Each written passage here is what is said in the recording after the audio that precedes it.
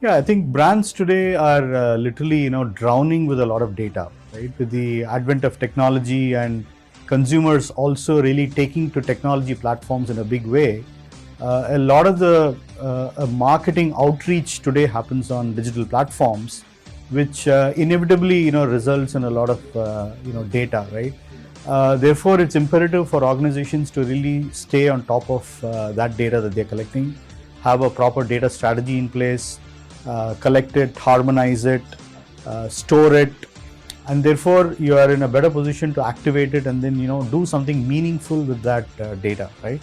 And there's obviously a lot of talk about use of artificial intelligence, but the one thing I would like to caution brands is that you really cannot have an AI strategy without a data strategy.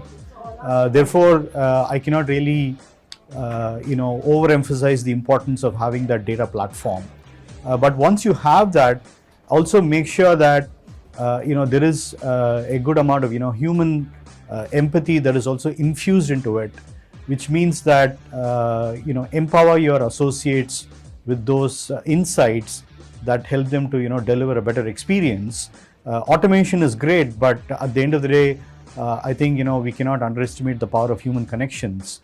Therefore, finding a balance between using technology for automation and for scaling it is great, but at the end of the day, for delivering memorable experiences, I still think that humans play a big role in that. Yeah, that's an easy one. My inspiration from a marketing perspective is a world-class marketer called Seth Godin, and you can read a lot about him on the internet.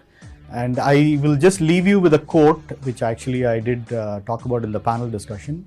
And I think this is a timeless quote, which is as relevant as it is today, as it was maybe 20, 30 years ago when he initially made this comment. And that is, persistent, consistent, and frequent stories delivered to an aligned audience will earn you attention, trust, and action, right? So what he really means is that you can't be everything to everybody. You have to really figure out what problems you're trying to solve for what segment of the customers you're trying to serve. And then once you've identified that and you've earned the attention from them, because you're really interrupting their time with marketing messages and whatnot. But once you've enabled the right to interrupt them, make that interruption relevant and valuable to them from their perspective. And once you've done that, then they will automatically trust you, and they will ultimately do business with you.